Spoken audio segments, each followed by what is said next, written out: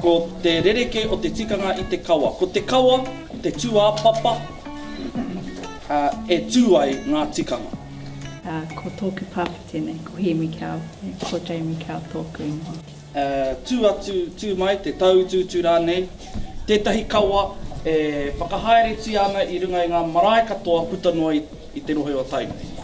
I'm having to get up and speak a lot more than I used to, so I need to get more the reo back to me, the kaupapa and the kawa, so very important to me. I really want to get back into it. Ko te aku I te reo I runga I te ngāhau, kei te rongo mai I ngā tangata e katakata ana, kei muri I a mātou. Kapuri manaka!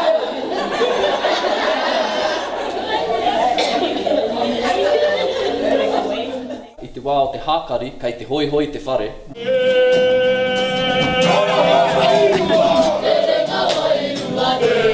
Kei te kai, kei te kōrero, kei te ngahau, kātahi koe ka metia I tētahi mau te mihi. Nā, me tū, engari, ko te mihi pai poto hāngai ki te ringa wera. I've definitely learned a few things today about our mihi. Not even going into pai kōrero, that's just the mihi. So, yeah. Today is the hardest. If you go too high, you'll screech. And it's, me reka ki te taringa. Me reka ki te taringa, te karanga me te pau.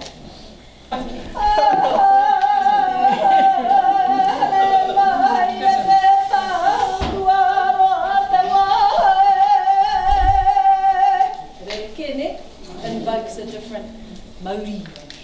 Tērā pēr ko tētahi o ngā mea uaua, ko te tuwhiti I te hopo, ne te tū ki te tuku I etahi kōrero, I etahi whakaaro I tawa wā tonu, engari e tikana te kōrero a tētahi o ngā kaiako, he nui te aroha e roto I te rima, no reira mena ka puta mai tētahi kōrero he, ka whati koe I tō kōrero, e hare te mea, ka mate koe, ne?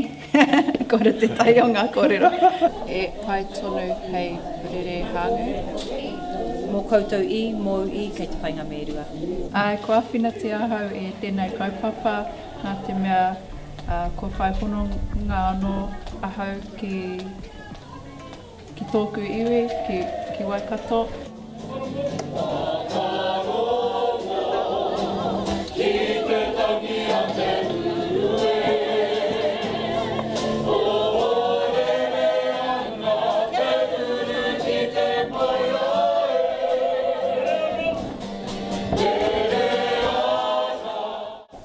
Tikanga ora, reo ora.